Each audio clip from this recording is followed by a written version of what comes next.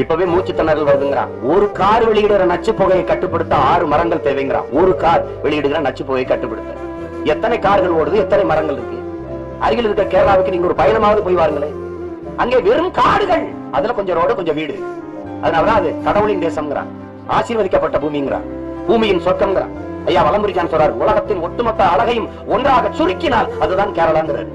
அவன் காடுகளை நேசிக்கிறான். ஒரு வீடு தனியா இருக்காது. மா, பலா, வாழை, தென்னை, தேக்கு இப்படி மரங்களுக்கு இடையில் தான் சின்ன வீடானாலும் கட்டி வாழ்றான். ஆனால் இங்க அப்படியா இருக்கு? இங்க அப்படியா இருக்கு?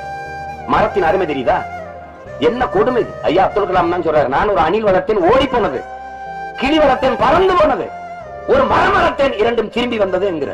எல்லோரும் தான் எவ்வளவோ கற்பிச்சாங்க, நம்ம எதையும் கேட்கறதா இல்ல.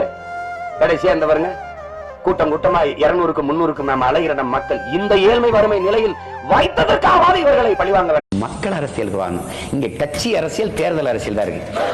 வென்ற முடியுமா? எவ்வளவு நாள்? ஒரு காலம் 9 லட்சம் கோடி கடன் ஆயிடுச்சு, 50,000 கோடிக்கு மேல வட்டி கட்டுது, சகிக்க முடியாது. இப்ப ஆசிரியர்களுக்கு சம்பளம் கொடுக்க முடியல, அரசு நாள் திட்டங்களுக்கு ஒதுக்க முடியல, இப்ப 100 நாள் வேலை திட்டத்துக்கும் காசு கொடுக்க முடியாம வந்துடும், ஒவ்வொருக்கும் வருது. இப்ப பகுதி நேர பேர ஆசிரியர் பெருமக்கள் கொடுக்க முடியல, ஓய்வூதியம் கொடுக்க முடியல, அதனால பணி நீட்டிப்பு செய்றீங்க. பழைய ஓய்வூதியத்தில் உங்களுக்கு பிரச்சனை, போக்குவரத்து தொழிலாளர்களுக்கு அவங்க காசை திருப்பி கொடுக்க முடியல, போராட்டம். இப்படி எல்லா முக்கிய திட்டங்களுக்கும் உங்களுக்கு மின் கட்டணம் உயருது, சொத்து வரி உயருது.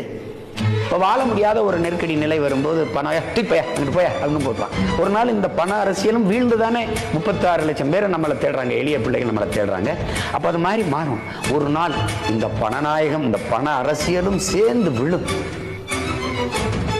அதையும் சேர்த்து வீழ்த்தும். அதுக்கு பேருதான் புரட்சி. புரட்சி என்பது ஒரு தலைகீழ் மாற்றம். மாற்றம் என்பது மானுட தத்துவம். மாறாது என்ற சொல்லை தவிர மற்றவை அனைத்தும் மாறிவிடும். மாற்றம் என்பது சொல் அல்ல, செயல்.